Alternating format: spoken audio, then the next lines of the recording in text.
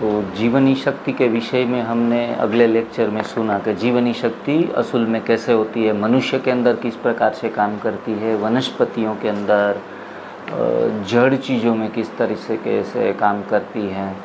तो ये सारी चीज़ों का हमें प्राथमिक परिचय मिल गया। तो आज हम बात करेंगे कि हमारे अंदर जब जीवनी शक्ति का जागरण होता है तब हमारे अंदर क्या क्या बदलाव आने शुरू हो जाते हैं।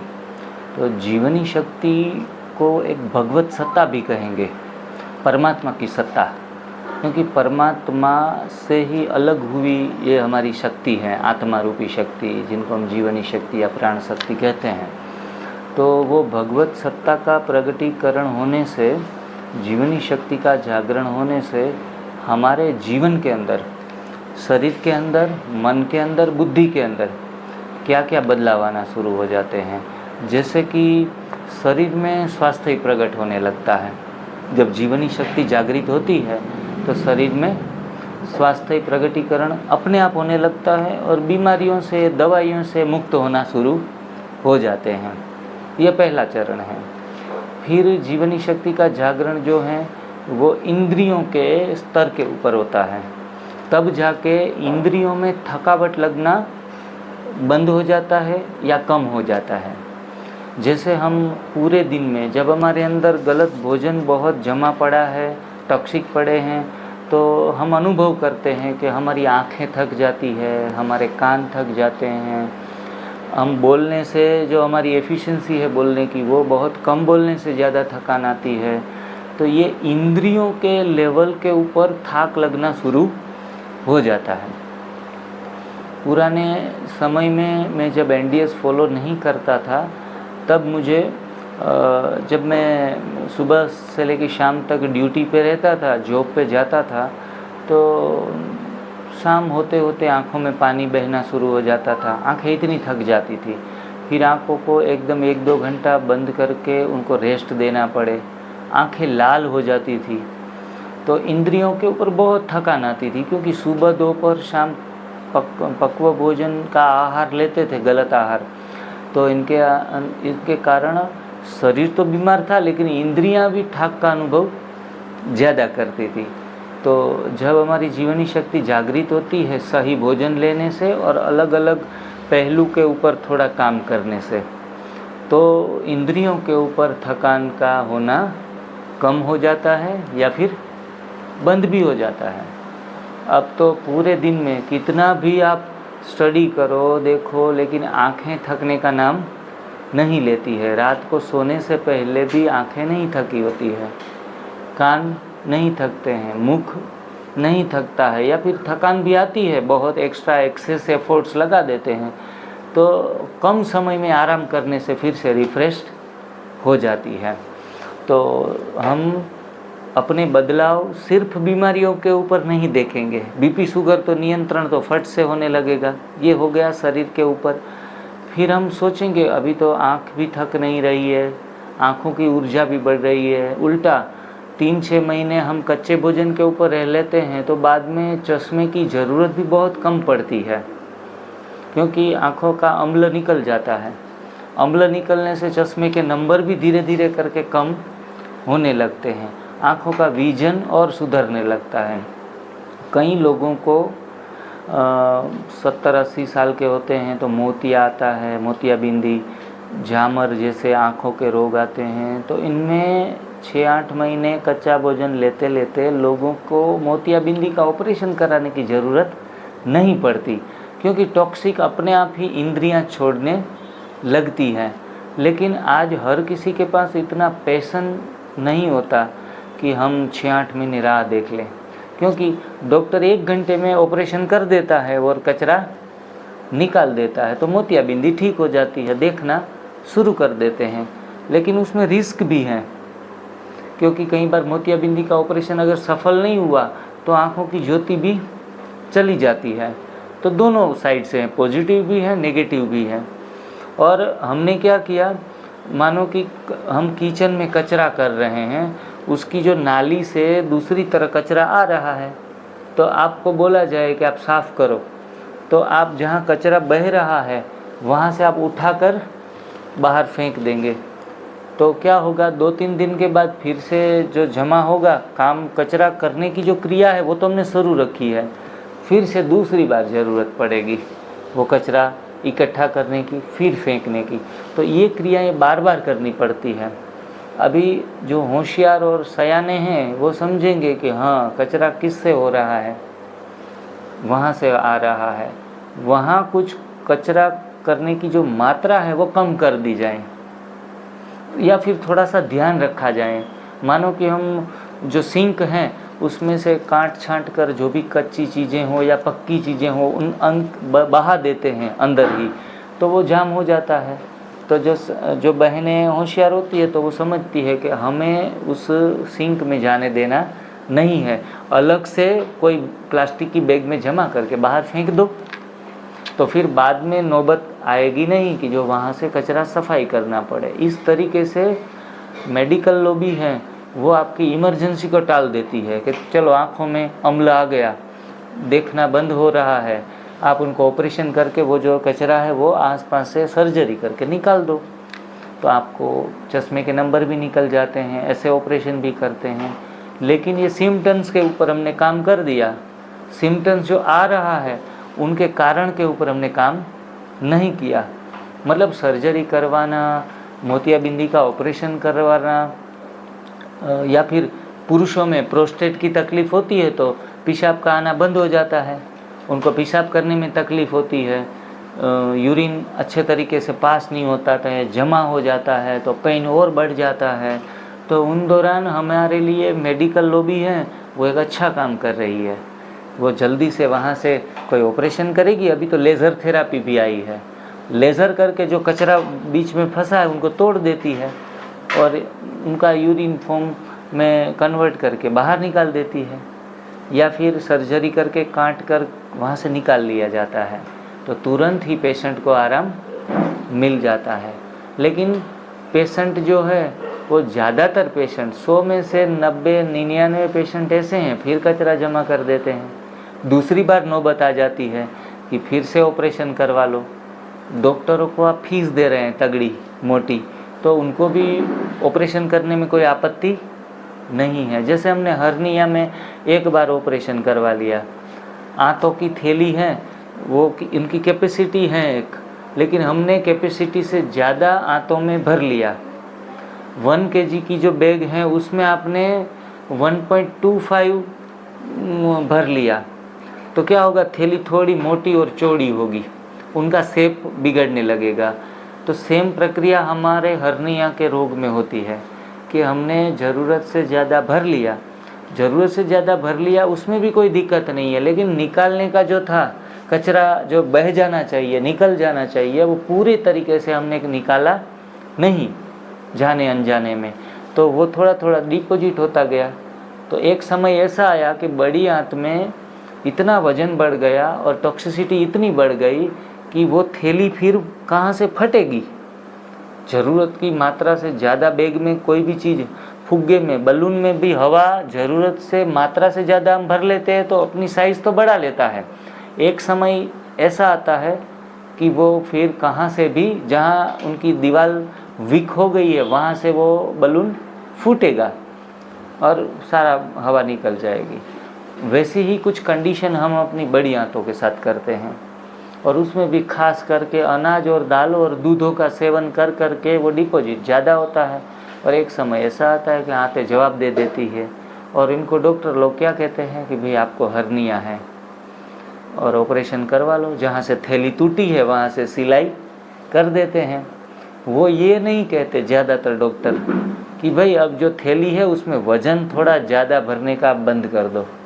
वो कहते हैं, अगर हम उल्टा उनको पूछे कि डॉक्टर साहब अब मैं कुछ खा सकती हूँ, तो वो बोलते हैं हाँ कुछ भी खाओ पियो मौज करो, कोई भी बंदिश नहीं है।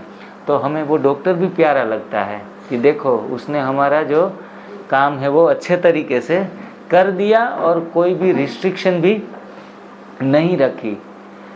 पहले के ज़माने के डॉक्टर थोड़े रिस्ट्रिक्शन रखते थे, फिर डॉक्टरों को पता चला कि रिस्ट्रिक्शन वाले लोगों को पेशेंट पसंद नहीं करते हैं, तो फिर उन्होंने ये शॉर्ट रास्ता निकाल लिया कि काटो कहाँ से भी, ठीक कर दो, सिलाई मशीन से सिलाई कर दो और ठीक ठाक करके उनको दे दो। फिर वो बिगाड़ दे, फिर वापस आएंगे, फिर जोड़ देंगे, और एक समय ऐसा आएगा कि फिर उनको भी टेंशन लगेगा कि कितनी बार जोड़े। पुराने समय में कपड़े जब फट जाते थे ना, तो 1-2 बार सिलाई करते थे।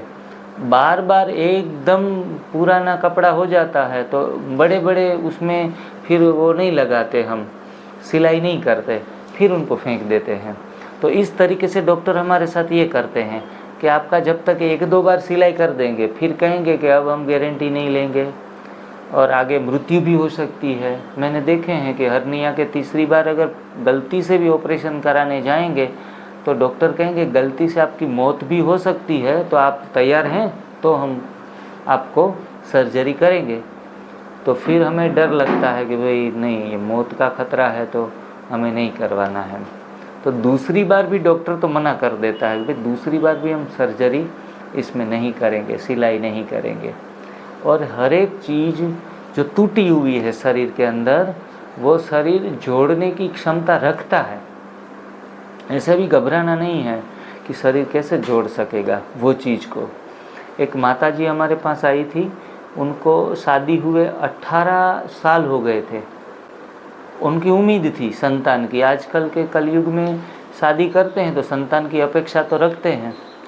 तो वो बोली कि जिग्नेश भाई, पूरे इंडिया के, भारत के 15 डॉक्टरों ने मुझे मना कर दिया है कि आपको बच्चा नहीं हो सकता, क्योंकि आपकी जो बच्चेदानी है, जो थैली है, वो टूटी हुई है, तो उसमें गर्भ नहीं रहता है। तो अब हम प्रयास ही नहीं कर रहे हैं इस बात में, ऑलरेडी थैली टूटी हुई है। और उनको एनडीएस फॉलो तो किया, लेकिन उनको कोई उम्मीद भी नहीं थी, और मैंने उम्मीद बंधवाई भी नहीं थी कि आपकी बच्चेदानी ठीक हो जाएगी, क्योंकि मेरे पास भी ऐसे कोई केसेस आए नहीं थे। तो उनको तो वज़न कम करना था, उनका 98-100 के आसपास था।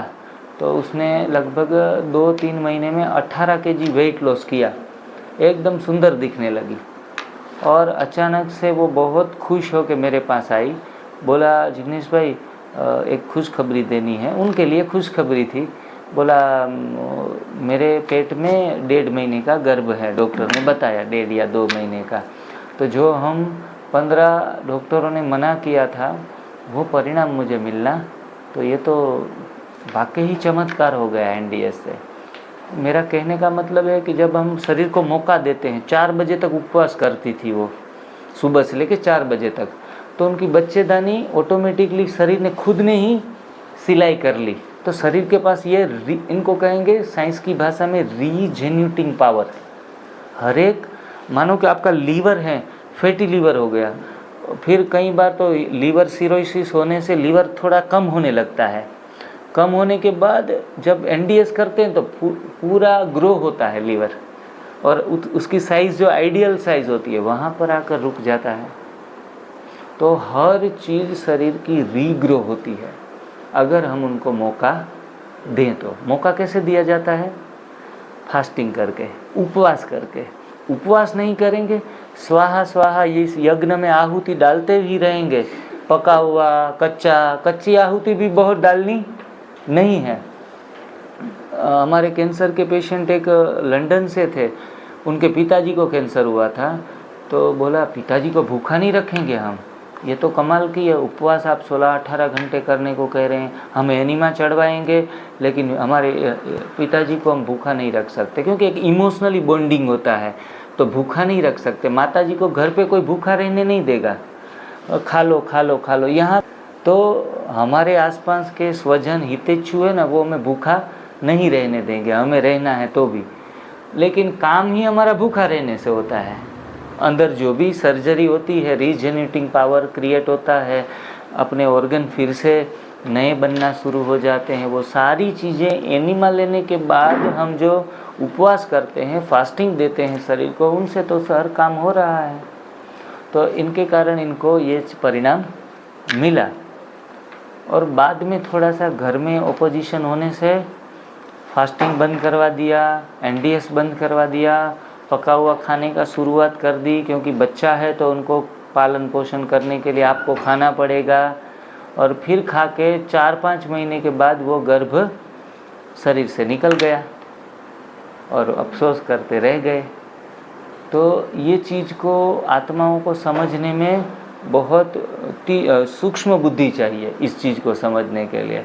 आज पूरी दुनिया खिलाने पिलाने में, अच्छे अच्छे गरिष्ठ भोजन खिलाने से स्वास्थ्य मिलता है, ऐसी सोच समझ उनके दिमाग में बैठी हुई है। इनके कारण हम भी इस सोसाइटी में रहते हुए भी अच्छे तरीके से फॉलो करना हमारे लिए भी कई बार दिक्कत सामने खड़ी कर देता है। और इसमें अगर हम बुखार आ जाएं, कमजोरी आ जाएं, तो बात मत पूछो, कोई हमें करने नहीं देगा, क्योंकि ये तो करते करते भी बुखार आएगा, कमजोरी आएगी, थोड़ा सा अनईजी लगेगा, जी मचलेगा, उदासी आएगी, हमारे मन को भी अच्छा नहीं लगेगा। तो ये सारे सिम्टम्स हमारे शरीर के बदलाव के तौर के ऊपर आते हैं और हमें उनको सहन करना पड़ता है। अगर वो सहन करने में हम भी कमज़ोर पड़ जाएं और हमारे घर वाले देख के भी कमज़ोर पड़ जाएं, तो हम एनडीएस में आगे नहीं बढ़ सकते। कभी कभी हम चाय नहीं पीते ना, तो मुंह जैसे लटक जाता है कि आज तो जैसे कि कोई अमृत हमें मिला ही नहीं। तो दूसरे लोग भी देखेंगे कि भाई ये उदास बैठी हैं, तो उनको चाय पिला दो जल्दी से, हैं। तो कोई भी हमारी जो आदतें हैं वो छोड़ने के बाद भी हमारे अंदर उदासी आएगी, थोड़ा सा अनईजी महसूस होगा। तो ये सारी चीज़ों को हमें झेलना पड़ता है, फिर आगे जाना पड़ता है। तो हम बात कर रहे थे इंद्रियों के ऊपर। तो इंद्रियों के ऊपर हमारी थकान फिर कम होने लगती है। पैर भी जैसे नृत्य करने लगते हैं, डांस कर सकते हैं। सभी इंद्रियों के अंदर इतनी एक्टिवनेस आती है कि जो हमें कहते हैं ना, इंद्रिय जीद भी बनने लगते हैं। हमारा संयम मन के ऊपर जब आता है तो इंद्रियां भी हमारे वश में आती है, हम जो ऑर्डर करते हैं वैसे ही काम करती है। तो ये सूक्ष्म बुद्धि और महीन बुद्धि होने के बाद ये सारा होता है। तो मेडिकली या फिर ये जो चिकित्सा विज्ञान की दृष्टि से अगर हम देखें, तो हम जो उपवास 8 घंटे 16 घंटे जो भी करते हैं, इनसे हमारी पिट्यूटरी ग्लैंड एक्टिव होती है। यहाँ जो आज्ञा चक्र में बुद्धि के हिस्से में आत्मा जहाँ निवास करती है, वहाँ पिट्यूटरी ग्लैंड है। हमारे अंदर काफ़ी सारी ग्लैंड्स हैं। यहाँ थायराइड ग्लैंड है, यहाँ थाइमस ग्लैंड हैं, प्रोस्टेट ग्लैंड हैं। तो शरीर के हर हिस्से में, हर एक चक्र में एक एक ग्लैंड अपने अपने तरीके से काम करती है। तो वो ग्लैंड्स में सबसे राजा ग्लैंड्स हैं वो पिट्यूटरी है। तो पिट्यूटरी ग्लैंड एक्टिव होने से हमारी महीन बुद्धि होने लगती है। हम बहुत सूक्ष्मता से, गहनता से सोचना शुरू कर देते हैं। तो इस प्रकार से ये तप सेवा सुमिरन की साधना, एनडीएस की साधना हमारे शरीर के ऊपर, हमारी इंद्रियों के ऊपर भी काम करना शुरू कर देती है। फिर तीसरी चीज़ आती है मन। मन के ऊपर फिर आनंद का बहना शुरू हो जाता है, जो नेचुरल आनंद कहेंगे। आज शिवानी बहन का मैं कोई लेक्चर देख रहा था, तो उसमें उसने बताया कि हम आनंद के लिए बाजार की महंगी दुकानों में जाते हैं और आनंद ढूंढने के लिए, लेकिन आनंद महंगा नहीं है, महंगी दुकानों में नहीं मिलेगा। आनंद तो बहुत सस्ता है, वो अपने भीतर है, वो जगाना है। तो वो जगाने के लिए मन के नौकर बनकर, मन के गुलाम बनकर हम नहीं जगा सकते। जब हम मन के मालिक बन जाते हैं, 12 बजे तक न खाना है न पीना है, मन तो मांगेगा कि भाई कुछ तो दे दे, भगवान के नाम पर कुछ दे दे। भिखारी लोग मांगते हैं ना, तो हम कहते हैं कि सुबह भिखारी जैसा बन जाओ, आप बेगर बन जाओ। सुबह का पीरियड बेगर का पीरियड है, ना कुछ खाना है ना कुछ पीना है, चुप रहना है, शांति में रहना है। तो मन में फिर आनंद का जागरण होना शुरू हो जाता है। उनसे पहले मन में उदासी भी आती है, तो हम समझते हैं कि उल्टा भूखे रहने से तो मन तो उदास रहता है। तो जो दिखे वो कुछ ना कुछ, और जो ना दिखे वही सब कुछ। ये माया है, जो हमें माया आगे बढ़ने नहीं देती। भूखा रहते हैं तो पेट में कछोटन आने लगती है, तो हम कहते देखो भूख है ना, इसलिए कछोटन फील होती है, थोड़ी कमजोरी फील होती है। ये एनडीएस वाले जो बात बताते वो हमारे अनुभव से अलग हैं, लेकिन ऐसा नहीं है। वो तो मलों का उभाड़ है, इसलिए हमें कमजोरी महसूस होती है। और अगर 2 मैंगो खा ली, अच्छा अब अच्छा फील हो रहा है, हमने मलों का उभाड़ को रोक दिया, अच्छा फील करने लगे। तो इसलिए इनको माया कहते हैं कि अच्छे तरीके से महीनता से एनडीएस को समझना भी कठिन है, अनुभव करना भी कठिन है। सूक्ष्म पर्दे के पीछे के जो अनुभव है उनको पकड़ के लेके आना, वो भी महीन सारी बातें हैं। तो एक्सपर्ट होना अलग बात है, मोटे मोटे तौर के ऊपर बातें जान लेना वो भी अलग बात है। तो मन में भगवत सत्ता का प्रगटीकरण होने से मन में आनंद का जागरण होने लगता है, मन सदा आनंदित रहता है। मन में इतने सुंदर ख्यालात, विचार, पॉजिटिवनेस, और मन हमेशा रमणीकता में ही रहता है। हम कभी भी, जो ज़्यादा सीरियस होते हैं ना, तो उनको लोग ज़्यादा ज्ञानी और ज़्यादा योगी कहते हैं। गंभीरता, सीरियसनेस है, वो तो एक प्रकार की बीमारी है। अगर हम 24 घंटे सीरियस रहते हैं, हमारे चेहरे पर मुस्कान नहीं आती, अगर कोई हंसी खुशी में कोई बात भी छेड़ दे तो भी हम कहते नहीं नहीं, योगियों को ये शोभा नहीं देता ज़्यादा हंसना बोलना। हम कई बार देखते हैं बड़े बड़े लोग हैं ना, मुस्कुराते हैं तो थोड़ा सा हल्का सा वो कंजूसी से मुस्कुराते हैं कि कोई देख ले तो अच्छा नहीं लगेगा। तो ज़ोर से हंसना, बहुत बच्चों की तरह खुशियाँ मनाना, ये भी अपने आप में सेहत की निशानी है। लेकिन लोगों ने उनको उल्टा बता दिया है कि नहीं, योगी गंभीरता का गुण भी होना चाहिए और रमणीकता का भी गुण। बाबा हमें शिक्षाएं देते हैं, उसमें बताते हैं कि रमणीक भी होना चाहिए। लेकिन जहाँ गंभीरता की ज़रूरत है वहाँ रमणीकता, जहाँ रमणीकता की ज़रूरत है वहाँ गंभीरता, तो ये अनबैलेंस है। तो ये गुण ही अवगुण होना लगता है। रमणीकता का गुण है लेकिन वो अवगुण के स्वरूप में प्रकट हो जाता है। तो इस प्रकार से मन में आनंद का जागरण, जीवनी शक्ति जागृत होने से, और बुद्धि में ज्ञान का जागरण होने लगता है।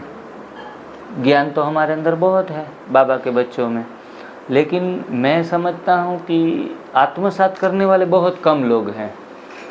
और जान लेना अलग बात है, अनुभव कर लेना अलग बात है। तो अनुभवी लोग कम हैं, जानने वाले लोग ज़्यादा हैं। तो ये इनको इन्फॉर्मेशन कहेंगे हम, कि बाबा ने शिक्षाएं दी, निंदा ना करो। तो हमने रट ली कि भाई निंदक नहीं बनना है, किसी की निंदा नहीं करना है। लेकिन हम अपने आप को कई बार चेक करें ना, तो किसी की कोई क्रिटिसाइज़ करने की बात आ जाती है तो हम जानने के इच्छुक हो जाते हैं कि हैं क्या हुआ। मतलब हमारे अंदर निंदा सुनने का गुण भी सूक्ष्म में 10% पड़ा है, या फिर मुख से भी कभी बार निकल जाता है। एक हमने जोक यूट्यूब पे सुना था कि, या फिर फ़ोटो देखा था कि मोहल्ले में 10 बहनें बैठी थी और सभी चुप थी।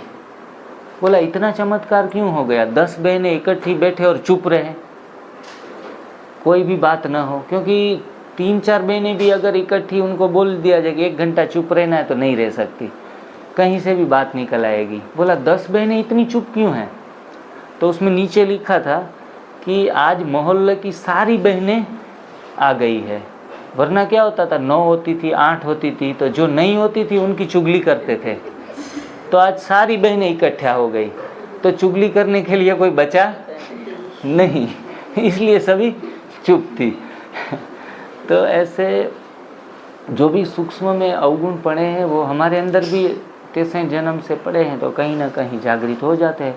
क्योंकि पूर्णता को प्राप्त नहीं किया है हमने, पुरुषार्थ अपने अपने हिसाब से कर रहे हैं, तो किसी भी मात्रा में हमने उनको हटाया है। तो ये सारी चीज़ें बुद्धि में ज्ञान के स्वरूप में आत्मसात होना शुरू हो जाता है। जब आपका भोजन प्राकृतिक होने लगता है, उपवास होने लगता है, पेट की सफाई होने लगती है बड़ी आंत की एनिमा से। गट को दूसरा ब्रेन बोला जाता है। एक ब्रेन यहाँ है, दूसरा ब्रेन यहाँ है। और आगे के विषय में आप सुनेंगे कि फर्स्ट ब्रेन इनको कहा जाएगा। ये ठीक होगा तो ही ये काम करेगा। इसलिए मैं तो मानता हूँ फर्स्ट ब्रेन ये है। लोग अनुभव सुनाते, सर हमारा गट क्लीन होने के बाद हमारा दिमाग बहुत काम करता है, कोई भी बात को महीनता से सोच सकते हैं, डिसीजन अच्छा लेने लगते हैं, हमारा विज़न एकदम क्लियर हो जाता है।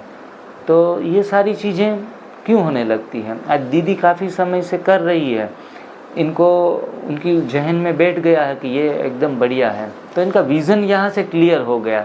चलो सेंटर पे रहते रहते कंसिस्टेंसी नहीं हम पालन कर पाते हैं कि स्ट्रिक्टली कर पाएँ, लेकिन एक बार गट क्लीन होने से यहाँ का विज़न औरों के मुकाबले ज़्यादा काम करने लगता है। किसी भी चीज़ में लीड करना है तो भी लीडर के तौर के ऊपर भी काम कर सकते हैं, क्योंकि लीडर का विज़न तो एकदम वाइड और ब्लरिंग तो ज़रा भी नहीं होनी चाहिए। तो ये विज़न अपने आप ही आ जाता है ये सिस्टम से। आप भी 3 महीने 6 महीने कर लेंगे तो हमारा विज़न भी क्लियर होने लगता है, एक अच्छे लीडर के तौर के ऊपर भी आ सकते हैं हम। तो कितने सारे बेनिफिट्स हम सूक्ष्मता से हम नोट करें डायरी में तो कितने सारे हमें फ़ायदे होने लगते हैं। तो मन में आनंद का प्रकटीकरण, बुद्धि में ज्ञान का प्रकटीकरण, शरीर में स्वास्थ्य का प्रकटीकरण, इंद्रियों में थकान दूर हो जाती है, अथकपन आ जाता है इंद्रियों में। तो एनडीएस करने से ये सारे लाभ होते हैं। और लास्ट में हमारा जो चित्त है उसमें अहम है, वो अहम में जो शुद्धिकरण होता है तो हमारे अंदर प्रेम की प्राप्ति होती है। कहा जाता है कि बिना प्रेम के तो पौधे भी सूख जाते हैं। तो अगर प्रेम नहीं जीवन में, आध्यात्मिक जीवन में भी एक दूसरों के प्रति प्यार नहीं, स्नेह नहीं, तो जीवन कैसा फीका फीका लगता है। कितनी भी आध्यात्मिकता, कितना भी ज्ञान होने के बावजूद भी हम किसी को नहीं चाह सकते या दूसरे लोग हमें नहीं चाहते हैं, तो फिर ये जीवन बहुत उदास हो जाता है। क्योंकि प्यार और हैप्पीनेस, लव एंड हैप्पीनेस अगर आध्यात्मिक जीवन में नहीं है तो जीवन जैसे कि व्यर्थ हो जाता है। सब कुछ होते हुए, भले बड़े बड़े रिट्रीट सेंटर में भी हमें रहने को मिल जाएं, खाने को अच्छे तरीके से अच्छे व्यंजन मिल जाएं, लेकिन हमारे बड़े, हमारे छोटे हमसे प्यार नहीं करते हैं, तो फिर हमें ये जीवन सूखा सूखा लगता है कि भाई बिना प्यार के तो बिल्कुल। अभी वहाँ दूर से कोई व्यक्ति आते हैं यहाँ, तो हम तो अपने परिवार के सदस्य की तरह हम उनको मिक्स करते हैं, लेकिन घर को जब छोड़ते हैं ना तो घर का प्यार हमें यहाँ याद आता है, क्योंकि बिना प्यार के तो हम थोड़े सूखे सूखे हो जाते हैं। तो प्रेम भी हमें चाहिए। तो एनडीए से हमारे अंदर अहम के तल के ऊपर प्रेम का जागरण होता है। लास्ट स्तर है इनका, प्रेम का स्तर। फिर आप देखेंगे 6 महीने 1 साल की साधना कच्चे भोजन की करेंगे ना, तो हमें प्रकृति की हर चीज़ से प्यार करना आ जाएगा, हर चीज़ से। हम अभी भी बाबा ने हमें सिखाया कि प्यार करो, स्नेह दो, स्नेह लुटाओ, तो वो तो हम लुटाते हैं, लेकिन वो एक अलग आयाम के ऊपर हम प्रेम लुटाना शुरू कर देते हैं। हमारी चेयर है, चेयर में जिस चेयर पे हम बैठे हैं, ये तो हम इनको जड़ मानते हैं, फिर भी इसने हमें मदद तो की। अच्छे तरीके से एकदम रेस्ट मोड में घंटों तक बैठ सकते हैं, तो इनका तो थैंक्सफुल तो है ही, हमें किसी न किसी तरह से उपयोग में तो आ रही है। तो इनके प्रति भी हमारा प्यार, हमारा स्नेह, हमारे स्नेह के वाइब्रेशन इस चीज़ में भी जाएंगे कि भाई ये भूमि है, हमें एक स्थान दिया है, स्थिरता बख्शी है, तो ये भूमि का भी शुक्रिया, बहुत बहुत शुक्रिया। वो दिल से अपने वाइब्रेशन इनके साथ अटैच होने लगते हैं, हर चीज़ के साथ जो हमें मदद में आती है। लेकिन बोलने की भी कई बार ज़रूरत नहीं होती है। कोई हमें मदद करता है ना, तो हम उनको थैंक यू बोलते हैं, दिल से थैंक यू बोलते हैं, कई बार मुख से बोलते हैं थैंक यू। लेकिन वाइब्रेशन की भाषा एक अलग भाषा है। न थैंक यू बोलते हुए भी हम अपनी एक्ट में, हम अपने कर्मों में थैंक यू बोल देते हैं। जैसे बेटा है, वो माँ को बहुत प्यार से 2 काम कर देता है ना, तो माँ उनको बेटे को थैंक यू नहीं बोलने जाती, लेकिन बच्चे के लिए अच्छे व्यंजन उनको पसंद है ऐसे बना देती है, उनके लिए बाज़ार से कपड़े लेके आती है, अच्छा मकान बना देती है। तो ये क्या है, सारी चीज़ें वाइब्रेशन में आ गई, कर्म में आ गई, थैंक यू में आ गई। तो ये नेचुरल प्रेम है। तो ये प्रेम का जागरण, अहम जीवनी शक्ति जब ऊपर उठती है, तब अहम के तल के ऊपर हमें प्रेम का जागरण होने लगता है। हमारे स्टूडेंट जो भी हैं, उनके ऊपर वो ही कहेंगे हमें कि दीदी आपके वाइब्रेशन, आपकी ऑरा और भी बढ़िया बढ़ गई है, आपके वाइब्रेशन और भी हमें अच्छे फील हो रहे हैं। तो ये प्राकृतिक भोजन का ही प्रताप है। धीरे धीरे करके ये हो रहा है, इतनी बढ़ जाएगी, इतनी बढ़ जाएगी, फिर शहर, पहले मोहल्ला, शहर, फिर स्टेट और नेशनल लेवल के ऊपर चली जाएगी हो रहा। आज हम NDS का जो प्रोजेक्ट पूरे नेशनल लेवल के ऊपर चला रहे हैं, तो मैं खुद के ऊपर मैंने सारे अनुभव किए। पहले अपने घर परिवार के आसपास के लोगों को अच्छा लगा, मेरी ओरा वहाँ तक फैली। फिर शहर में गई, शहर के लोग प्रभावित हुए, उनको फ़ायदे मिलना शुरू हो गए, वो लोग थैंक यू बोलने लगे। फिर स्टेट के लेवल के ऊपर अब हर एक स्टेट में अपना काम, अपना नाम, सब कुछ एकदम से वाइड हो रहा है। क्यों भाई? क्योंकि ये प्रेम का तल है, अहम के तल के ऊपर ये विस्तार को प्राप्त करने लगा। हर एक व्यक्ति, हर एक बाबा के बच्चे, अगर अज्ञानी आत्माएं, दूसरी धर्म के लोगों की आत्माएं, सब अपने लगने लगे और सबको ठीक करना ही हमारा परम लक्ष्य हो गया कि हमारी तरफ से उनको क्या फ़ायदे मिले, हमें जो मिला है वो हम कैसे दे सके। जैसे हम 7 दिन का कोर्स करवाते हैं, तो इतना सुंदर नॉलेज जो तुरंत ही मन को शांति देता है। 7 दिन का कोर्स किसी को भी करवाओ, उसकी आत्मा रियलाइज़ करने ही लगती है। तो हम कैसे बांटते रहते हैं, ऐसे ये चीज़ें हमारे से सारी जगह पर बांटना हम शुरू कर देंगे। तो इस प्रकार से भगवत सत्ता से इतने प्रकार के हमें फ़ायदे होंगे। अभी ये उपलब्धियाँ 5 स्तर के ऊपर काम करेगी। 5 स्तर हमारे कौन कौन से? थोड़ा सब्जेक्ट गहरा है, बीच में हम बोरिंग भी होंगे, लेकिन इतनी अहम बातें हैं जो हमें थोड़ा सोचने के ऊपर, और जो समय लेकर आए उनका पूरा उपयोग, सदुपयोग हम कर लेंगे कि 5 स्तर के ऊपर जो काम करती है। तो वो 5 स्तर कौन से हैं हमारे शरीर के? तो वो 5 स्तर में एक स्तर है अन्नमय कोश का स्तर। किसका? हमारा शरीर बना है 5 चीज़ों से। एक तो अन्न से बना है, वो तो हमें पता है, वो गायन भी है श्री रामचरितमानस में, क्षिति जल पावक गगन समीरा, क्षिति जल पावक गगन समीरा, पंचम रचितः ये अधम शरीरा। अधम माना स्थूल देह। स्थूल देह 5 चीज़ों से बना हुआ है, 5 तत्वों से बना हुआ है। उस प्रकार से 5 कोष से बना हुआ है, पंचकोश जिनको कहेंगे, उनकी रचना, शरीर की रचना होती है। तो इसमें अन्न सबसे अहम और सबसे पहली चीज़ अन्न है। जिसका अन्न सुधरा, उनके 5 कोष को सुधारने के संभावनाएं बढ़ जाती है। दूसरा कोष कौन सा है? प्राणमयी कोष। दूसरा है प्राणमयी कोष।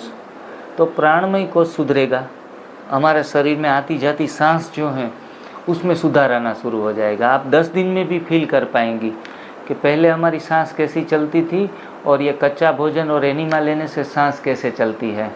हाँ, जिनकी सांस एकदम डीप जाती है, मूलाधार चक्र तक जाती है, तो समझो कि आपका प्राणमय कोष सुधर गया।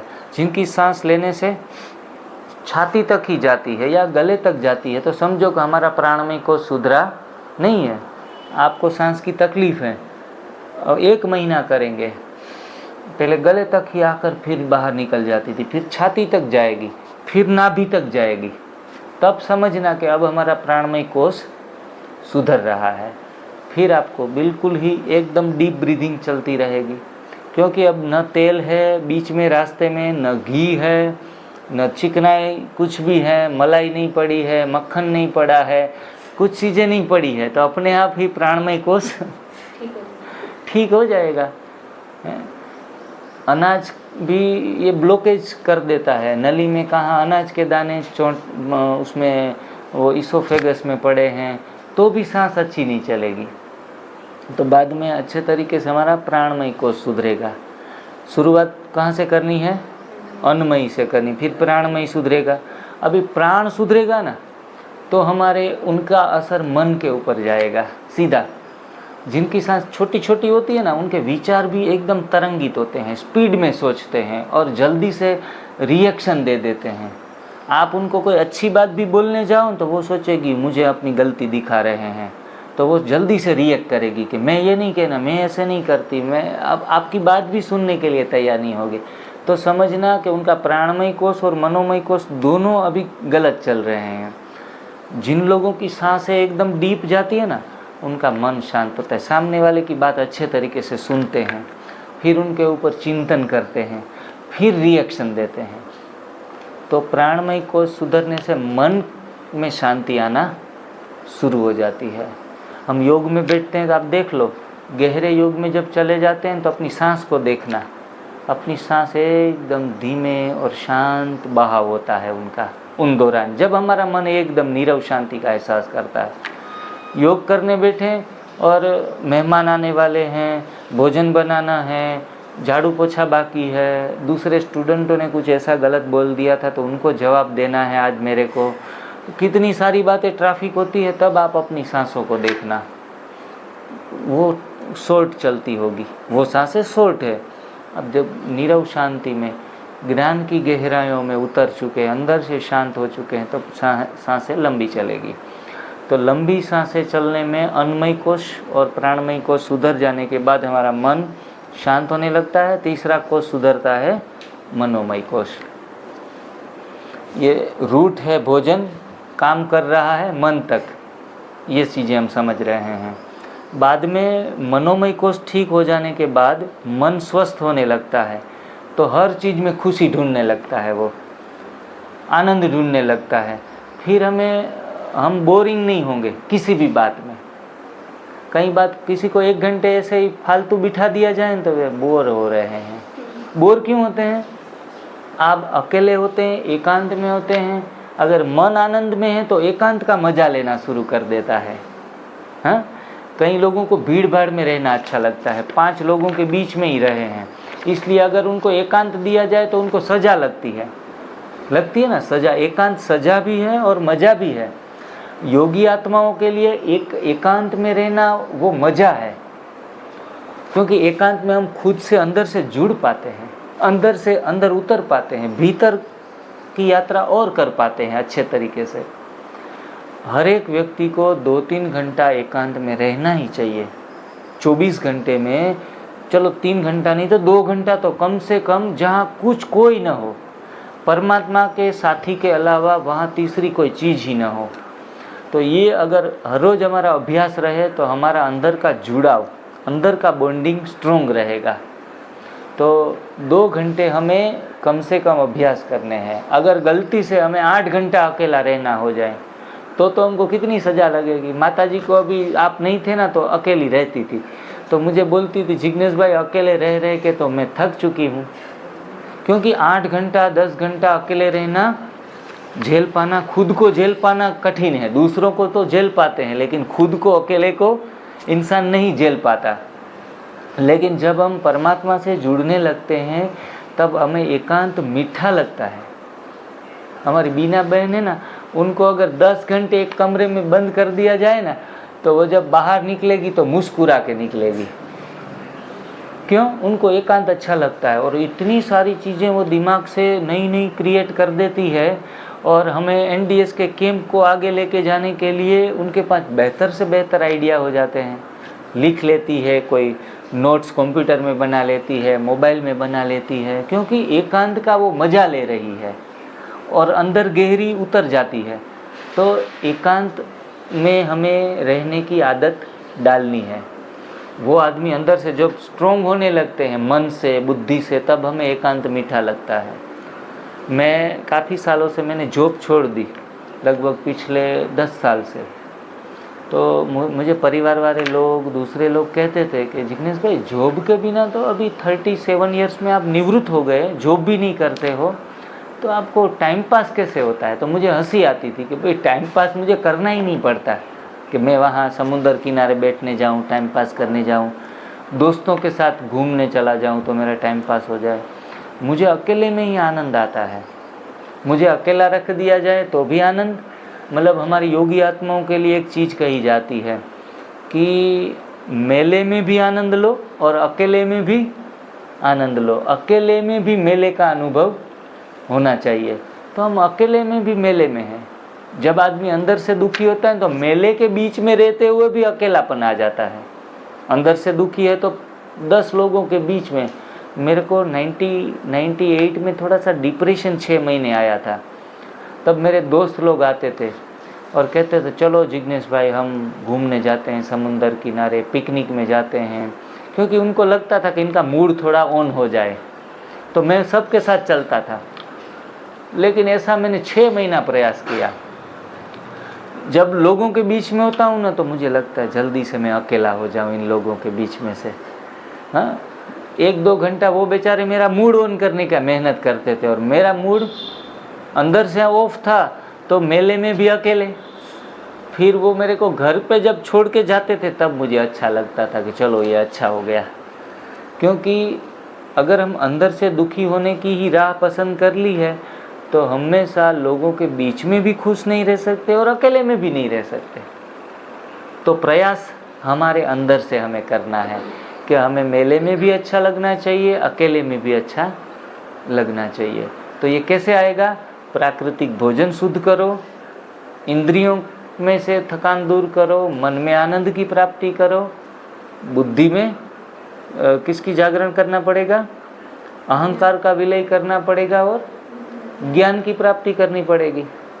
और कच्चा भोजन उपवास से ये अपने आप होने लगेगा, कुछ करने का प्रयास नहीं करना पड़ेगा। कई बार लोग कहते हैं कि यहाँ थोड़ा टाइम ज़्यादा मिल जाता है खुद के लिए, क्योंकि यहाँ आपको किसी भी प्रकार की ट्रीटमेंट ज़्यादा नहीं दी जाती कि लेट जाओ, इंजेक्शन लगा देते हैं, बाटला चढ़ा देते हैं, चलो पानी के टब में सुला देते हैं, पेट की पट्टियाँ बांध देते हैं, मड बाथ दे देते हैं, स्टीम बाथ दे देते हैं। इतनी सारी उलझनों से मुक्त हो गए तो हम लगता थोड़े फ्री हम ज़्यादा रहते हैं, लेकिन कुछ न करने से सारी घटनाएं हमारे साथ हो रही है। ये 5 चीज़ें हमारे अंदर घटित हो रही है और इनसे हम आगे बढ़ रहे हैं। तो हम पहुँचे हैं मनोमय के आगे विज्ञानमय कोश। ये हमारे कोश हैं। तो जब वो जागृत हो जाता है तो हमारे अंदर से ज्ञान की प्राप्ति होने लगती है। ज्ञान किताबी बातें नहीं है, ज्ञान तो अंदर से जो अपने अनुभव से आता है वही ज्ञान है। तो विज्ञानमय कोश जागृत होने से ये होता है। और लास्ट कौन सा बचा? आनंदमय। तो आनंद भी स्वयं जागृत होने लगता है। स्थूल चीज़ों के ऊपर हम आनंद की प्राप्ति नहीं कर सकते। खाने से चलो गुलाब जामुन खाएंगे तो आनंद आएगा 2 मिनट के लिए, हैं? अच्छा, हाँ, जब तक टंग के जीभ के ऊपर है ना, इंद्रियों का सुख प्राप्त होगा तो मज़ा आएगा। अगर आपको अच्छे से मसाले युक्त दाल बना दी जाए और उनकी कल्पना करने मात्र से भी थोड़ा इंद्रियों में आनंद आने लगता है कि सारे मसाले डाले हुए हैं, गरम हैं, और एक सिप हमने मुख में लिया। जैसे हम मन से बुद्धि से ड्रिल करते हैं ना परम धाम जाने की, ऐसे हम दाल पीने की ड्रिल भी कर सकते हैं। मिल तो नहीं रहा है, चलो ड्रिल तो कर ले। तो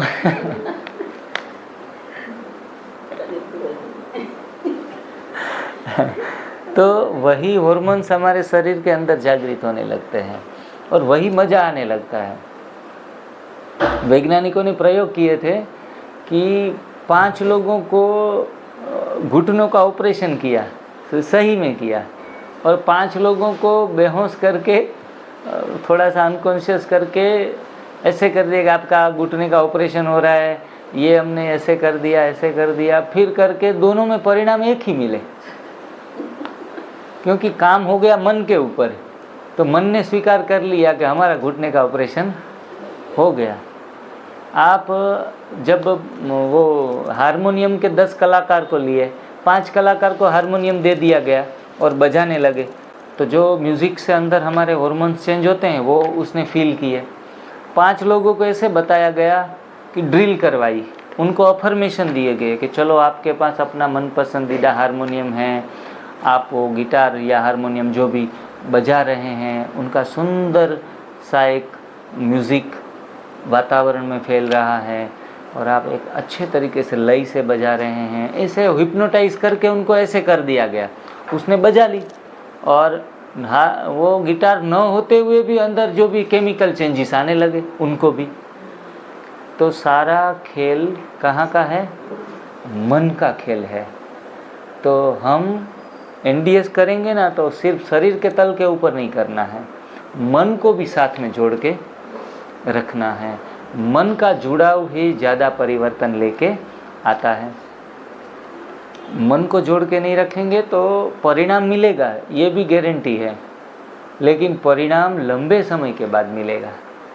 क्रिया करने से भी ज़्यादा फर्क नहीं आता, लेकिन मैं तो कहता हूँ सिर्फ क्रिया करने से भी लोग ठीक हो रहे हैं। भावनाएं बहुत नहीं सुधरती तो भी ठीक हो रहे हैं, लेकिन हम लंबा समय तक क्यों इंतज़ार करें, छोटे समय में ही इनकी प्राप्ति कर सके। अभी हमने अज्ञानवश क्रमशः हमने ये पांचों चीज़ों के ऊपर हमने काम करना बंद कर दिया, खराब कर ली। उसमें क्रमशः हम देखेंगे तो स्वास्थ्य को बिगाड़ लिया शरीर के ऊपर। किन के कारण? मल के कारण। आंतों का मल या शरीर में कहीं भी छिपा हुआ मल। कोई कफ गले में पड़ा है ना तो वो भी मल है। देखो, मल को हम बहुत बड़े तरीके से समझते हैं। हमारी सांसें अच्छे तरीके से चल नहीं रही है, बीच में कुछ रुकावट है, वो भी मल है। हृदय में की नली में कुछ फंसा हुआ है, वो भी मल है। दिमाग में कचरा भरा है, गलत सोच भरी है, तो भी वो भी मल है। तो शरीर का स्वास्थ्य मल के कारण हमने बिगाड़ लिया। अब इंद्रियां हमारी कमज़ोर क्यों हो गई? तो हमने अम्ल का सेवन करके, अम्ल किस में होता है? गर्म चीज़ों में और दालों चावल में और मिल्क प्रोडक्ट में। तो अम्ल से हमारी इंद्रियां कमज़ोर हो गई। फिर मन हमारा क्यों कमज़ोर हो गया? माता जी, मन की कमज़ोरी आने का कारण क्या है? हाँ, सच्ची बात है, सही आंसर है। लेकिन हम आध्यात्मिक भाषा में देखेंगे तो मन कमज़ोर होता है आसक्ति से। अगर आसक्ति है, देखो पूरा परिवार, विश्व पूरा हमारा परिवार है, लेकिन हमें परिवार कौन लगता है? मेरी माँ, मेरा बाप, मेरा भाई, मेरा बेटा, बेटे का बेटा, वही हमें परिवार लगता है। तो जो मेरापन आता है ना, वहाँ हमारा मन कमज़ोर होता है। परमात्मा तो कहते हैं कि मेरा बाबा एक, क्या कहते हैं, एक बाप दूसरा न कोई। तो ये बाबा हमें क्यों पाठ पढ़ाते हैं? क्योंकि हमारे मन से आसक्ति हटाने के लिए। तो कई बार गहराइयों में मुरलियाँ सुनते हैं, लेक्चर सुनते हैं, तो उसमें तो कहते हैं मेरा सेंटर भी नहीं मत कहना, मेरे स्टूडेंट भी मत कहना। अगर मेरा आएगा तो आसक्ति आएगी और मन से आनंद चला जाएगा। तो गलती से भी मेरा कहना माना अज्ञानता। मुख से भी नहीं कहना है, अनुभव भी नहीं करना है कि ये मेरे हैं। मेरा तो एक शिव बाबा, दूसरा ना कोई। ये बहनें हमें पाठ पढ़ाई 15-20 साल कि जिग्नेश भाई ऐसे ही बोलना, मेरा तो एक शिव बाबा, दूसरा ना कोई। तो इनसे आसक्तियाँ चली जाती है। हम तो स्टिकर भी घर पे लगाते हैं, घर मेरे बाबा का। तो गलती से घर भी मेरा ना हो जाए। जब मेरा होगा तो टेंशन आएगी, सब ऊपर वाले का। वो भाई का फ़ोन आए बच्चे का, तो बच्चा किसका? बाबा का, शिव बाबा का। मुझे तो उनकी सेवा के लिए भेजा था, तो मैंने उनकी सेवा कर दी। तो इनसे हमारा मन के ऊपर टेंशन, तनाव सब चले जाते हैं। आसक्ति हटने से मन के अंदर आनंद का जागरण होता है। एक दिन में नहीं होगा, ये हर रोज़ इनकी प्रैक्टिस करनी है। यह सत्संग हर रोज़ करना है कि मुझे दुख क्यों आया, दुख का कारण क्या है, मुझे उदासी क्यों रहती है, मुझे टेंशन क्यों आता है, क्योंकि मैंने मेरा समझा है। मेरी शादी हुई, कृष्णा शादी करके आई, तो मैं समझने लगा कि कृष्णा मेरी है। तो दुख का कारण क्या हो गया? मेरा। ये बच्चे काम कर रहे हैं, वो मेरे हैं।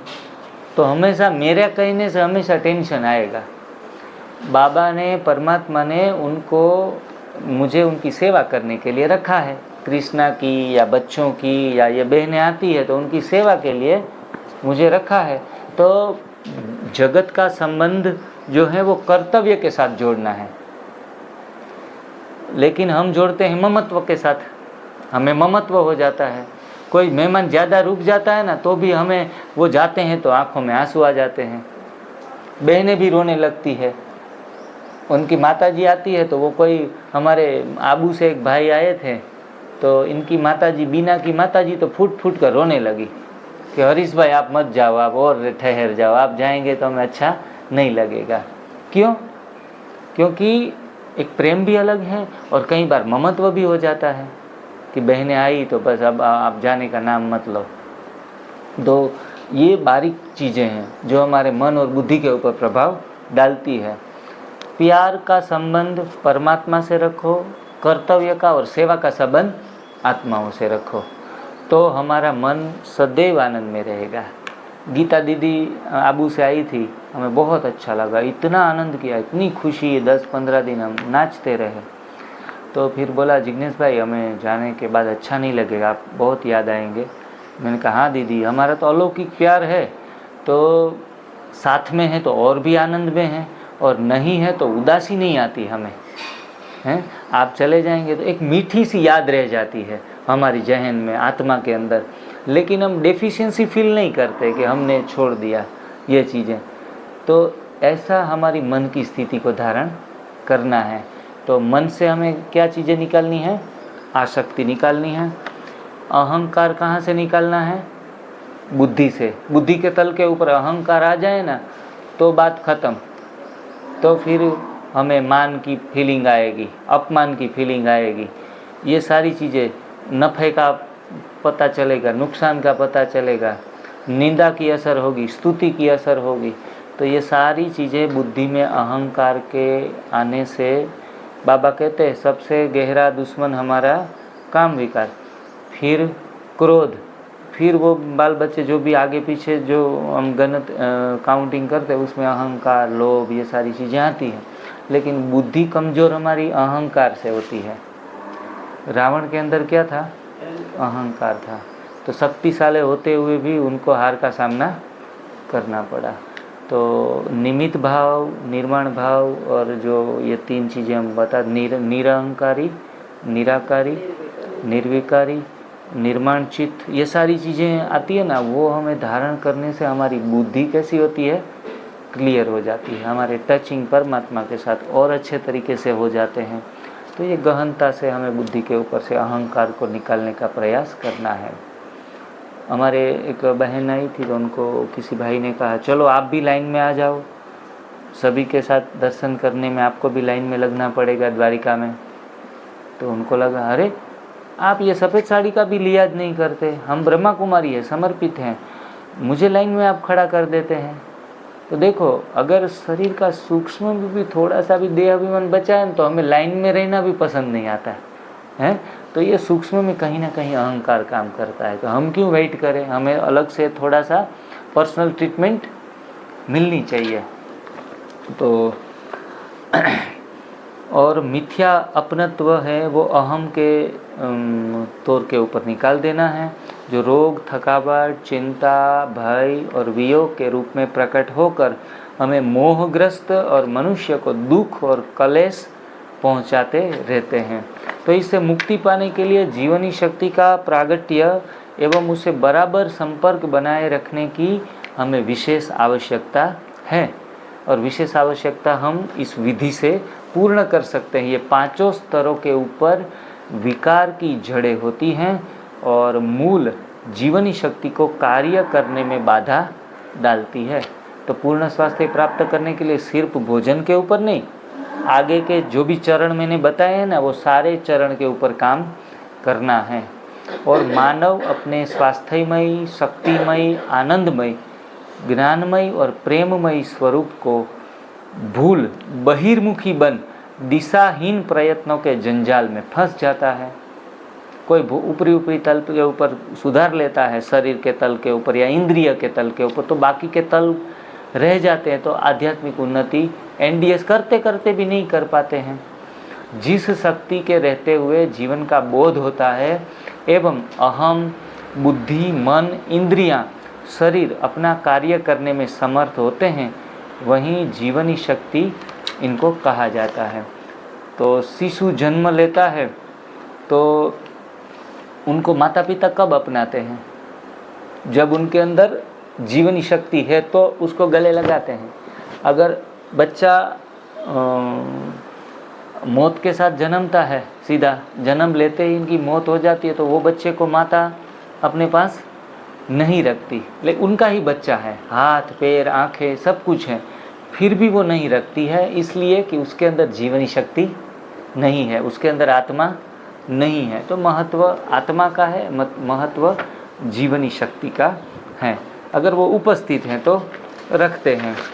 आध्यात्मिक रूप में भी परमेश्वर की अखंड सत्ता ही जीवनी शक्ति के रूप में मानव शरीर में रहती है और इसे आत्म साक्षात्कार के द्वारा ही जानना संभव है। उनको ऐसे नहीं वो जान सकते। आत्म साक्षात्कार माना हम जैसे ही पांचों इंद्रियां हैं हमारी और पांचों स्तर है, जो भाई जी ने बोला है, अन्नमय है, प्राणमय है, मनोमय है, उनमें से धीरे धीरे अम्लता, जो एसिडिक अम्ल है, उनसे दूर होते जाएंगे। हमारी सभी इंद्रियां एकदम से अच्छे से स्वस्थ हो जाएंगी और जैसे विकार रहित हमारा शरीर हो जाएगा, पांचों पांच स्तर हो जाएंगे, तब भी हम वो जीवन शक्ति को जागृत कर पाएंगे और उनका साक्षात जैसे परमात्मा का साक्षात्कार तब भी होगा कि जब हम शरीर की जीवन शक्ति एकदम हमारे उच्च कोटि पर हो, हाई स्तर पर, उच्च लेवल पर हो। तो इसे आत्म साक्षात्कार के द्वारा ही जानना संभव है। ये जीवन शक्ति उसी सर्वव्यापक चेतना से संबंध है जो सभी में व्याप्त है और सबका आधार है। बोलते ये जीवन शक्ति क्या है? तो सारी पृथ्वी है, पूरे विश्व में जो प्राणी जगत है, जल जगत है, उसमें सभी में जो भी एनर्जी काम कर रही है, जो ही ऊर्जा काम कर रही है, सर्वव्याप्त जो एनर्जी है, उनके साथ ही संबंधित है जीवनी शक्ति। सभी में एक ही ऊर्जा है। यह व्यापक सत्ता जब शरीर और इंद्रिय के स्तर पर अपना कार्य करती है, ये जो एनर्जी है हमारे शरीर के अंदर या फिर हमारे इंद्रियों के स्तर पर जब अपना कार्य करती है, शरीर के अंदर माना चलना फिरना, इंद्रियों के ऊपर देख रहे हैं, सुन रहे हैं, बोल पा रहे हैं, तो जब ये कार्य करती है तो प्रकट होती है, तब वो इस शरीर की जीवनी शक्ति कही जाती है। बोलते हैं जीवनी शक्ति किसको कहेंगे? शरीर की जीवनी शक्ति किसको कहेंगे? जब शरीर चलायमान हो, दौड़ रहा हो, इंद्रियां हैं, देख रही है, बोल रही है, सूंघ रही है, सुन रही है, हाँ, किसी को कुछ समझा रही है, तो ये जब ऊर्जा काम करती है तो ये शरीर की, इंद्रियां की और शरीर की जीवनी शक्ति कहलाती है। यदि शरीर, मन, बुद्धि, इंद्रियां, अहम के समस्त क्रियाकलाप इसी जीवनी शक्ति द्वारा संचालित है। शरीर भी इस जीवनी शक्ति के साथ जुड़ा हुआ है, तभी शरीर चल पाएगा। मन के अंदर भी विचार या फिर ज्ञान अर्जित होता है, जो भी है, तो वो भी एक जीवनी शक्ति का ही भाग है। मन, बुद्धि, इंद्रियां, अहम के समस्त क्रियाकलाप, ये पांचों स्तरों पर जो भी क्रियाकलाप होता है वो जीवनी शक्ति द्वारा ही संचालित है। जीवनी शक्ति, प्राण शक्ति ही वास्तविक जीवन है। हम तो यही कह सकते हैं ना, जीवनी शक्ति ही जीवन है। वो ही एक जो प्राण शक्ति है, जो जीवन शक्ति है, वो ही एक वास्तविक जीवन है। वास्तविक जीवन उसको ही बोलेंगे। ऐसे ही नहीं, मानो शरीर के अंदर जीवनी शक्ति नहीं है तो क्या हम जीवित रह पाएंगे? नहीं। और ये जीवन भी नहीं है ना, क्योंकि शरीर ऐसे ही पड़ा रहेगा मुर्दे की तरह, मुर्दा ही है समझो। जीवनी शक्ति नहीं है तो शरीर मुर्दा है। तो वास्तविक जीवन किसको कहेंगे? कि जो शरीर के अंदर जो ऊर्जा काम कर रही है, वो ही वास्तविक जीवन है। मनुष्य मांस, हड्डियों, रक्त का बना एक ढांचा दिखाई देते भी वैसा नहीं है जो जीवनी शक्ति का ही प्रत्यक्ष स्वरूप है। जीवनी शक्ति द्वारा ही निर्मित है। ये जो मांस, हड्डियां बनी है, तो अंदर शरीर के अंदर जो ऊर्जा काम कर रही है उससे ही हड्डियां बनी है हमारी, क्योंकि अंदर कुछ न कुछ जीवन शक्ति प्रोसेस कर रही है। जो भोजन ले रहे, भोजन से ही हमारा शरीर है, मांस है, वो बन रहा है। तो वैसे ही कहेंगे कि जीवनी शक्ति द्वारा ही निर्मित है ये हमारा जो शरीर का ढांचा है। शरीर में जो अग्नि, गर्मी मालूम होती है, वो जीवनी शक्ति के प्राकट्य का बाहरी लक्षण है। जीवनी शक्ति शरीर से अलग हो जाए तो अग्नि समाप्त हो जाएगी। हमारे अंदर जो भी हम ऐसे टच करेंगे तो कुछ गर्माहट महसूस होती है, गर्मी महसूस, अग्नि महसूस होती है, तो वो ही एक जीवनी शक्ति अंदर है, उनका प्रूफ है।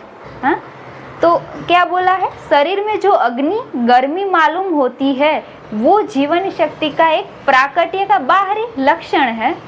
जीवनी शक्ति शरीर से दूर अलग हो जाए तो अग्नि समाप्त हो जाएगी। शरीर मुर्दे का हमने ऐसे टच भी करेंगे तो एकदम ठंडा बॉडी हो जाएगा। ये तो हमने काफ़ी अनुभव भी है कि जब वो लास्ट टाइम हो उसका 24 घंटे 15 घंटे, तो उनका शरीर धीरे धीरे शिथिल होता जाएगा, ठंडा पड़ता जाएगा। हाँ, तो ये एक उसकी है कि जीवनी शक्ति उसकी नीचे जा रही है। परमात्मा की अखंड शक्ति हम में व्याप्त है। परमात्मा की एक लाइट है, जैसे बाबा भी कहते हैं कि सभी में, मैं खुद नहीं हूँ, परमात्मा शिव बाबा की खुद नहीं है सभी के अंदर। जो भक्ति दुनिया वाले हैं, भक्ति मार्ग वाले हैं कि शरीर के अंदर भगवान समाये हुए हैं, पर ना, भगवान की शक्ति है हमारे अंदर व्याप्त है। उसके लिए एक वो भी है कि अहम वैश्वानरो भूत्वा प्राणी नाम देह मार्षिता प्राणापान समायुक्त पचाम्यनम चतुर्विधम। ये 15वां अध्याय का 14 श्लोक है। तो उसमें कहा गया है कि मैं स्वयं वैश्वानर यानी जठराग्नि के रूप में समस्त प्राणियों के शरीर में रहता हूँ। जठराग्नि के रूप में, या फिर जीवनी शक्ति भी बोलेंगे, जो गर्माहट है, एक एनर्जी है, जो अग्नि है, जठराग्नि के स्वरूप में समस्त प्राणियों के शरीर में रहता हूँ। मैं चारों प्रकार के भोजन को प्राण व अपान से युक्त करके ही मैं ही पचाता हूँ। तो यहाँ भगवत गीता में भी किया है, पत्रम पुष्पम फलम तोयम, ये 4 भोजन है हमारा, 4 प्रकार में बांटा गया है। शरीर की अग्नि तथा शक्ति भगवान से ही सहज रूप में प्राप्त है, वो भोजन आदि अन्य वस्तुओं से प्राप्त नहीं होती। हम बोलते हैं कि ये अच्छा भोजन, कच्चा भोजन भी खाएंगे तो वहाँ से हमें शक्ति मिलेगी, नहीं। ये तो भोजन किसके लिए ज़रूरत है, उनका उद्देश्य है कि शरीर में हम जो काम कर रहे हैं, छोटे छोटे कुछ न कुछ काम होते हैं, विचारों के अंदर भी हम जब सोचते हैं तब भी शरीर के अंदर कुछ काम हो रहा है। तो जहाँ कुछ काम हो रहा है तो वहाँ टूट फूट तो होगी हमारे कोषों की, तो उनकी मरम्मत के लिए भोजन चाहिए। पर भोजन में शक्ति नहीं है, भोजन में शक्ति नहीं है, पर जो शक्ति मिलती है वो तो परमात्मा के साथ जब जुड़ जाते हैं, गहरी नींद है, मेडिटेशन है, डीप मेडिटेशन है, उसमें हम एक एनर्जी का सोर्स, वो पूरी हमारी बैटरी पुनः चार्ज हो जाएगी। तो एनर्जी का जो सोर्स है वो 2 ही या फिर 3 बोलते हैं कि भगवान के साथ कनेक्शन, जिसको मेडिटेशन बोलेंगे, और स्लीप है, डीप स्लीप, और ध्यान। जीवनी शक्ति का संबंध स्पष्टतः भगवान से ही है, और जो व्यक्ति इस शक्ति का संबंध भोजन से मानकर आवश्यकता से अधिक भोजन ले लेते हैं, हाँ, कि भोजन में शक्ति है तो आवश्यकता से अधिक भोजन ले लेते हैं, चलो कच्चा है वो भी हमारे लिए अच्छा ही है, तो कोई 2 केले की कैपेसिटी होती है, 6 केले खा लेते हैं। जीवनी शक्ति का संबंध स्पष्टतः भगवान से ही है, और जो व्यक्ति इस व्यक्ति का संबंध भोजन से मानकर आवश्यकता से अधिक मेहनत से पहले भोजन करता है। जैसे कि अभी मुझे कुछ काम करना हो, कोई बोलते हैं कि चलो मुझे आज काम करना है, ऑफिस जाना है, तो मैं नाश्ता करके जाऊँ, तो ये भी भ्रामक बात है। हाँ, पौष्टिक मानकर इस प्रकार के भोजन करता है जो पचाने में जठराग्नि के सामर्थ्य के बाहर हो। दूध, मक्खन, छाछ है, वो भी मानते हैं कि चलो पौष्टिक आहार है। हाँ, तो ऐसे भोजन भी जो जठराग्नि सामर्थ्य नहीं है उसको पचाने की, फिर भी भ्रामक बातों को सही बात समझकर वो पौष्टिक आहार के तौर में शरीर में लोड डाल रहा है और जठराग्नि का सामर्थ्य ही नहीं है कि वो वैष्णवर शक्ति का एक निरादर करता है। जब ये सामर्थ्य नहीं है फिर भी डाल रहा है, तो वो परमात्मा की जो एनर्जी है उनका भी निरादर कर रहा है। तो जीवन में रोग आते हैं, अलग अलग प्रकार के रोग आते हैं। बहु रोग वियोगिंद लोग है भवद्रंथि निरादर के फलये भव सिंधु अगाध परे नरते पद पंकज प्रेम न जे करते। तो उसमें भी बोला गया है कि लोग बहुत से रोगों और वियोगों से मारे हुए हैं, ये सब आपके चरणों के निरादर के फल है। ये टमाटर भी है तो भगवान ने खुद अपनी गर्मी से पकाया है, पकाए हुए भोजन बोलेंगे, हम बोलते हैं कि कच्चा भोजन। हाँ, कितने दिन तक वो पकाया है अच्छे से, उनको इतना अनुकूल वातावरण मिला है, उनकी अनुकूल सनलाइट मिली है, तो उसमें बहुत ही अच्छा पका हुआ भोजन बना है, और हम फिर उसको अग्नि में पका कर पकाते नहीं हैं, उनको मार डालते हैं। तो ये बहु रोग और वियोगों से मारे हुए ये सब आपके चरणों के निरादर है। तो अनडिजाइन फूड खाया तो उसमें हम भगवान का ही निरादर किया ना, उन्होंने जो कहा है, भगवान ने कहा है, उनकी नहीं मानी हमने, तो वो एक गलत राह पर चले गए, तो उससे हम भगवान का निरादर के फल में ये सब बीमारियां आती है। जो मनुष्य आपके चरण कमलों में प्रेम नहीं करते वे अथाह भव सागर में पड़ते हैं। यह मानी भगवान का नहीं मानते तो वो पांचों स्तर पर अलग अलग बीमारियां लेकर बैठ जाता है, और उसमें ही और बाहरी उपचार में, बाहरी सुखों में दौड़कर अलग अलग रास्ते पर भटकता रहता है, उनको कोई रास्ता नहीं मिलता। जब कभी शारीरिक विकारों को स्वाभाविक रूप से निकाल देने के बजाय, जब कोई भी शारीरिक विकार हो, शरीर के अंदर कोई पीड़ाएं हो, तो उसको स्वाभाविक रूप से निकाल देने के बजाय दवाइयाँ के प्रयोग द्वारा दबा दिया जाता है। कुछ विकार है तो शरीर में उभाड़ के रूप में खांसी है, बलगम निकलता है, फीवर आता है, थकावट महसूस होती है, रोना आता है, हाँ, नेगेटिव माइंडसेट भी हो जाता है, हाँ, बातें समझते हैं फिर भी शरीर के अंदर इतने हार्मोन्स अनबैलेंस होते हैं, विकारों की हलचल इतनी होती है कि हम अलग अलग व्यू देखने, नेगेटिव माइंडसेट हो जाता है। तो ये जो स्वाभाविक रूप में विकार निकलते हैं, उनको स्वाभाविक रूप निकलने नहीं देते, उनको बाहरी दवाइयाँ के औषधियाँ देकर दबा देते हैं। वह विकार तह पर तह जमा बनकर, तह पर माना पड़े, उनकी परतें बनती रहती है, तो वो अंदर इतना जमा हो जाता है कि समय पाकर भयंकर लाइलाज रोगों का रूप धारण कर लेता है। हम समझते कि मुझे तो कुछ नहीं था, सिर्फ खांसी थी, 3 साल तक 5 साल तक ऐसे ही बोलते मुझे तो सिर्फ खांसी थी, बाद में 7 साल के बाद परिणाम स्वरूप टीबी है, अस्थमा है, ऐसी बड़ी बड़ी बीमारियां हाथ आती है। तब जानने को मिलती है कि ये छोटी सी खांसी थी, उनको दवाइयाँ देकर या फिर ऐसे कोई आयुर्वेदिक औषधियाँ देकर, ऐसे काफ़ी उकाड़े बनते हैं, वो देकर दबा देते हैं। उनको सही समझ नहीं थी। यदि हमारे पुस्तकों में, हमारे जो भी अभी तो नई शिक्षण प्रथा भी चौहान सर ने बुक निकाली है, यदि ऐसी हमारी शिक्षण प्रथा में भी इतना नॉलेज होता तो भी छोटा से छोटा बच्चे में भी स्वास्थ्य की जो सही समझ है वो स्वास्थ्य की होती उसके पास। तो लाइलाज रोगों का रूप धारण कर लेते हैं, तब छुटकारा पाना बहुत ही कठिन हो जाता है। हाँ, तब बीमारियां को दूर भगाने में भी इतनी एनर्जी चाहिए ना।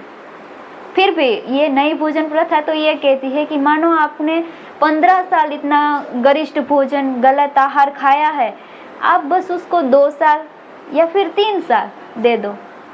कि यदि कोई छुटकारा पाने के लिए बहुत कठिन हो तो जीवनी शक्ति, जो शरीर के अंदर ऊर्जा काम कर रही है, जीवन शक्ति का अभी संकल्पना आपको समझ आ गई है कि जीवनी शक्ति क्या है। शरीर के अंदर एक एनर्जी है, जो भी भोजन खा रहे उनको भी पचा रही है, सभी को शरीर के अंदर जो भी कुछ ना कुछ कार्य चल रहा है वो जीवनी शक्ति के द्वारा ही चल रहा है। यदि कोई बड़ी सी बीमारी भी आ जाए तो उनको किसी भी, मानो भोजन खा रहे तो उनको एक वर्क दे दिया, कुछ काम करे तो उनको वर्क दे दिया, कुछ इधर उधर सामान फिर ना हो, जीवन शक्ति को काम कर वर्क दे दिया। यदि कोई बड़ी बीमारी को दूर करना है तो उनको आराम दिया जाए, कुछ भोजन भी ना दिया जाए, यानी कोई भी कार्य हो उनसे हटाकर सिर्फ शरीर सफाई के लिए या फिर शरीर की मरम्मत के लिए छोड़ दिया जाए तो सभी बीमारियां चली जाएगी। ये उनका एक निवारण है जो रामचरितमानस में कहा गया है कि यदि जीवनी शक्ति को अन्य कार्यों से हटाकर रोग को निकालने के लिए छोड़ दिया जाए तो सभी बीमारियां माफ हो जाएगी।